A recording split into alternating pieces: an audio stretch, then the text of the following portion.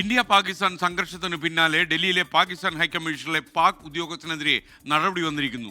ഔദ്യോഗിക പദവിക്ക് നിരക്കാത്ത പ്രവർത്തനങ്ങൾ ഏർപ്പെട്ടതിനാണ് ഈ നടപടി. ഉദ്യോഗസ്ഥനോട് 24 മണിക്കൂറിനുള്ളിൽ ഇന്ത്യ വിട്ടുപോകാൻ ആവശ്യപ്പെട്ടു. ഡൽഹിയിൽ നിന്ന് കൂടുതൽ വിവരങ്ങളുമായി അച്യുതൻ തത്സമയം പ്രൈം ടൈമിൽ വരുന്നു. അച്യുതൻ, പ്രൈം ടൈമിലേക്ക് സ്വാഗതം. എന്താണ് ഈ ഉദ്യോഗസ്ഥന്റെ പേരിൽ ഇന്ത്യ ആരോപിക്കുന്ന പ്രശ്നം?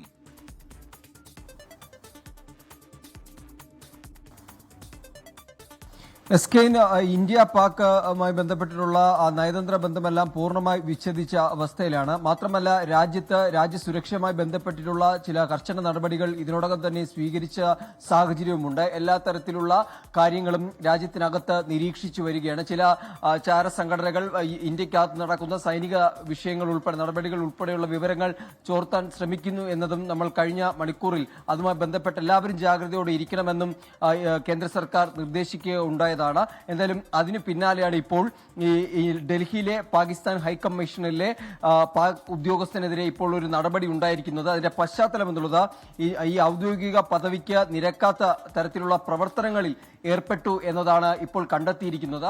അതിന്റെ അടിസ്ഥാനത്തിലാണ് ഇദ്ദേഹത്തിനെതിരെ നടപടി ഉണ്ടായിരിക്കുന്നത്. അതായത് രാജ്യത്തിന് അസ്വീകാര്യനായ വ്യക്തി എന്ന് പ്രഖ്യാപിക്കുകയാണ് ഉണ്ടായിരിക്കുന്നത്. ആ ഉദ്യോഗസ്ഥനോട് 24 മണിക്കൂറിനുള്ളിൽ ഇന്ത്യ വിടാനുള്ള കർശന നിർദ്ദേശവും നൽകിക്കഴിഞ്ഞു. ഇതുമായി ബന്ധപ്പെട്ടിട്ടുള്ള ഉത്തരവ് ഹൈക്കമ്മീഷന് നൽകുകയും ചെയ്തിരിക്കുകയാണ്.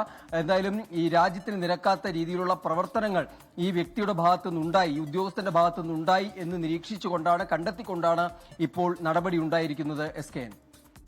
Thank you.